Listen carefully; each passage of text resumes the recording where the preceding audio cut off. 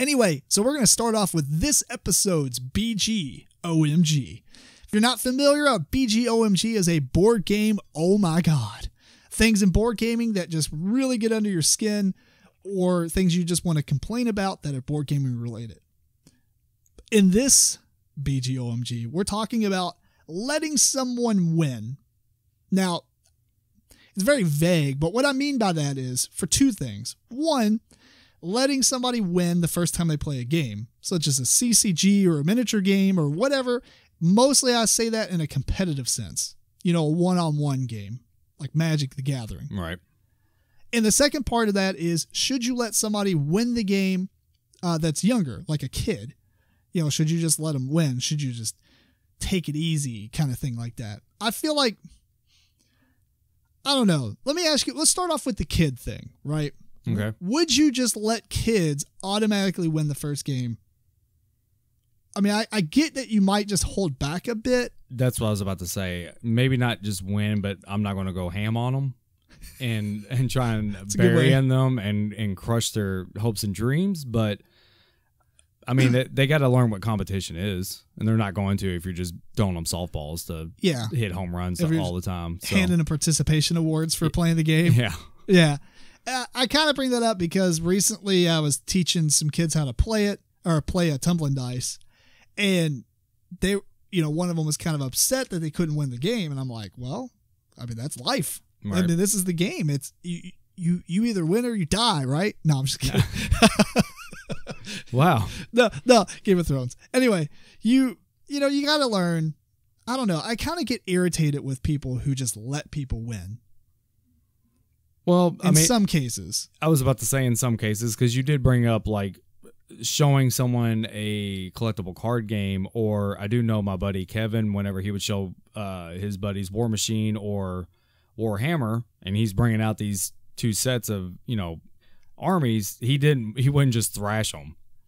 I agree with that. Because if you're trying to get someone into something, you don't want to just, again, crush their hopes and dreams. Check out how cool this game is and how I can completely destroy you because you are not familiar with the game. See how good I am? Yeah, see how awesome I am. So I mean, I think if you are trying to get someone into the hobby or into a specific game, definitely hold back, maybe even let them win. Yeah, I don't know. Here's the reason I bring this up is because way back in the day, like high school days, a little bit after high school, when I was playing a lot more competitive games like CCGs, collectible miniature games, I would let people win the first time they play against me, almost no matter what. And in retrospect, I kind of feel like I almost did a disservice to the game. Well, maybe not. Not a disservice to the game, because obviously I got those people into buying product. Right. But I feel like I did a disservice to myself by just being that handicapped and letting people trounce over me in a game. Obviously I couldn't control dice rolling and things like that, but I might not have made the most optimal moves. Or if you're playing a CCG, you might spin your mana elsewhere just to kind of not play that one crazy combo that you're like, oh, I just drew those 3 cards. Right. This would be really awesome in a competitive setting, but I don't know. I agree. I feel like you don't want to just absolutely destroy somebody, but I feel like you don't want to just hand them the win either. Right. Or like I said, you got to gauge, I think, if you're trying to show someone a new game. And if maybe you don't want to let them win, but maybe at least let it get down to like, it's the last part of the game. They were one turn away from winning. Right. I agree with that statement. Hold back a little bit. Again, don't win on turn 3. Now, do you think it matters between? Well, I know it matters, but I'm asking you, I guess, between somebody who's new to the hobby, like who doesn't play a lot of board games or collectible card games or miniature games or whatever, compared to somebody who does play a lot of that stuff and it's just a new game to that person. No, I'd say if you're taking like someone that's never, maybe they play a lot of board games, but they've never really been into collectible card games, then I would apply it there. But just this person likes this board game, but they've never played this board game over here. I mean, that's a little different. Well, let's put it in this context, because you used to play Warhammer Invasion. Mm-hmm. If somebody came to you and said, well, I played a lot of Magic, which is, I'm pretty sure you said that happened a lot. Yeah. I played Magic a lot. All right, here's a deck. Let's play the game.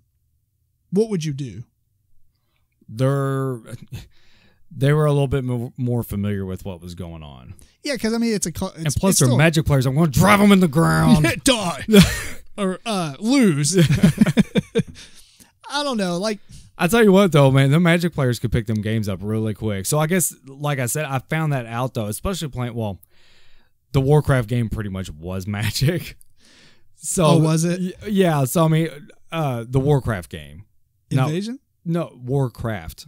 Oh, Warcraft. Oh, the WoW TCG. Yes, the WoW TCG. That was pretty much. So a lot of times Magic players would mingle in with us and they would do really, really well. But it was pretty much the same game. So yeah, I mean, you can hand them a one card that says, here's the differences, and not even explain the game and start. And they could pick it up. Yeah. So, but like if they come over for Warhammer Invasion, then you would get competitive with them because they could pick up on that a little bit quicker. And, you know, their learning curve wasn't as steep.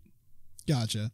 Well, this is somewhat related, and I'm going to bring it up in this anyway, instead of having a different BGOMG. But you've obviously taught kids how to play games a lot with your kids or whatever. How often do you modify rules in the games to accommodate to them? You know what I'm saying? It's only to simplify. Only to simplify? Is that mostly to remove large amounts of text? Usually, like, so, like, I think now I could get around with this, but like on King of Tokyo, we did not play with the cards. Oh, yeah. But I mean, obviously there's an energy side of the dice, so you had to do something. So I can't remember exactly what I did because it's been a while since we played it, but the energy cubes could either heal you or you could buy victory points with the energy cubes. I can't remember what my ratio was.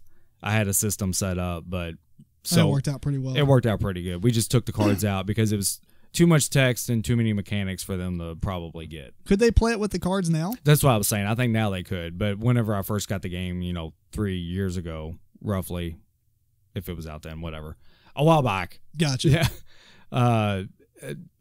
I don't think they could get it then. I gotcha. Well, final thoughts on this, because I guess I kind of probably jumped back and forth with some of this letting people win thing. I feel like it's kind of a double-edged sword because you want to let somebody win because they get really excited. But is that artificial in a way? You know what I mean? Well, at the same time, people will gauge their experience on winning and losing. That's very true. And they'll just completely, this game ain't that good just because they lost. Yeah, I think we're all guilty of that in some way. I feel like I usually try not to immediately say what I'm thinking of a game and let other people say stuff. Like, I feel like last episode I was talking about Scythe. And I didn't do too bad in that game, but I still lost. Well, I didn't get destroyed by any means. But I feel like when I was there, I might have gave an impression that I was like, oh, I lost. This game's terrible. Right. Or not really terrible, but this game's boring and the actions are boring. Well, I think Jeremy said you started pointing out things you didn't like or something like that. Yeah, so. And he was being really defensive about it. But I don't know. I've calmed down some of that. I feel like that game is a time commitment. 3.5 hours or something like that is what we played it with 5 players. Right. And that kind of time commitment to lose a game after that much time can probably be a little bit more impactful than losing a game that takes 30 minutes. Mm-hmm. So, which in the opposite end of the things, it's the same way with winning too. Like, that can be that much more satisfying to win a game. The World of Warcraft board game, right? Our side won, your side lost. It was neck and neck though. No, like one turn, we would have won it the next turn if you didn't. Yeah. So if you were getting destroyed, would you have? Well, you've played the game before, I guess. But well, I mean, it depends on why we were. If we went, we played 14 hours. Yeah, 6 hours of that would have been us knowing we were going to lose. It probably wouldn't have been as fine. No, that's good. So, but I mean, we were right there together. That whole 14 hours. Neck and neck the whole way. So, well, to answer the question in the beginning, final thoughts: should you or should you not let people win games? I don't think there's a yes and no answer to this. I agree with that. So we're just kind of rambling the same things over and over. Yeah. Let's move on. Good thing. Shall we? That was a nice politician answer. Fair enough. I'm ready to run for president. Yep. Let's do it.